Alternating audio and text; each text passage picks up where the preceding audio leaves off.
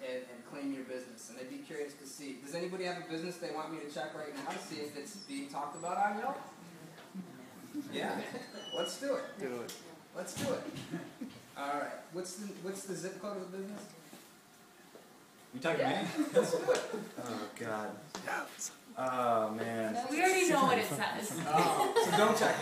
Yeah. Well, you know what? I mean, you can as an exercise. I mean, what's Let's interesting? do it as an exercise. Okay, sure. If you type in United Staffing Systems in New York City, it should come up.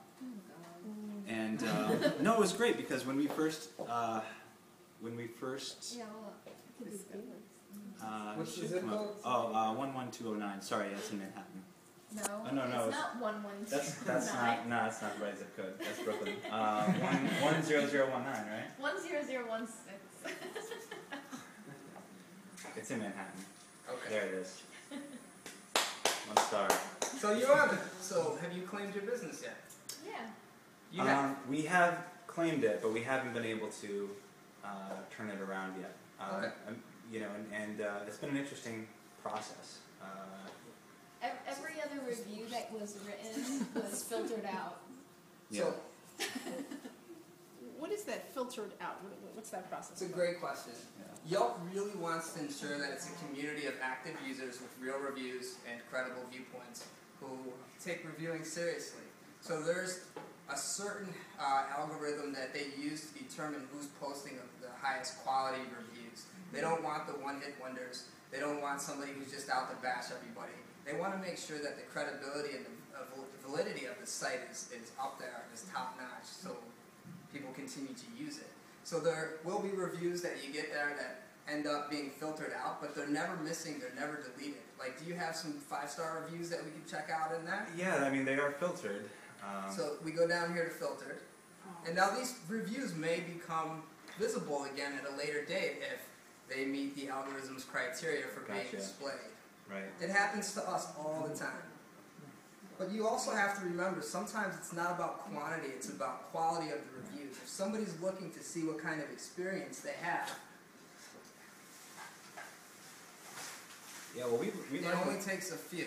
we learned a lot from that review. I mean, we first got on Yelp and realized, you know, that there was this negative review in there. And I mean, if you do basically a Google search on United Staffing Systems, I mean, that our Yelp profile will show up like halfway down the first page. So anybody who does a search on us could pretty quickly, you know, they can make a decision fairly quickly that, you know, they don't want to use us because they have a negative review. And so, as a staffing company, you know, totally, you know, we're just changing, you know, generations now. We have to sort of begin to engage our candidates in a much different way and begin to, you know, interact with them in a way.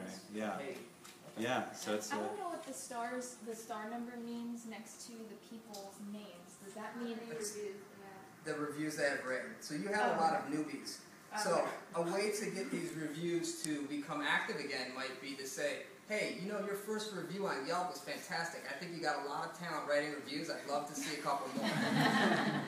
I've done that. You're a great writer. It's be encouraging. Be very encouraging. I respond to every review, good, bad, and different. And a lot of the times it's just pushing and saying, you know what, that was an awesome review. I'd love to see more of that. Or thanking them. I really appreciate your I think review. you should write more reviews for other businesses. Yeah, for other businesses, not for you. Yeah. Just thanking them, showing how gracious and showing how it helped and showing the value of that That's review. true. Yeah, that's true. So if someone gets a negative review, do you still say thank you and encourage them? I do. Sometimes. Sometimes I really don't want to, so you have to fight that urge. One, I think the best things you can do is when you get a negative review is to sleep on it. You may write it and save it, but you might want to sleep on it before you hit send. So you'll get negative reviews. It's just part of being in business. It's just human nature. You know, we all make mistakes. We all have screw-ups. We all have bad days. Sometimes the people are just, I like to blame it on people. Most of the time they're just bitchy, jerky assholes. But when you actually initiate conversation with them, does it happen here online where everyone can view it, or do you take it offline? I initiate the positive ones as a private message that I send to them because I don't want my Yelp page to be all just positive responses. But the negative ones, I do like to make that public, and the reason is I like to turn that negative review and make it into positive word of mouth for us by showing that we don't act the same way as if you went and had an issue and you got blown off and they said, you know what, it's my business, I can run it how I want. We want to show how we are different and how responding to bad situations we are going above and beyond. So every once in a while I try to just piss somebody off on purpose. No, I'm joking. I'm joking. I never would do that. But we get negative reviews, and that happens, and we just turn that negative into a positive. Now, the review may stay negative, but sometimes you get that 1-star review to at least get jacked up to like a 3 or a 4. I don't think anyone's ever turned it into a 5-star afterwards, but just showing, acknowledging them, taking responsibility, telling them what you're going to do for them helps a lot. And then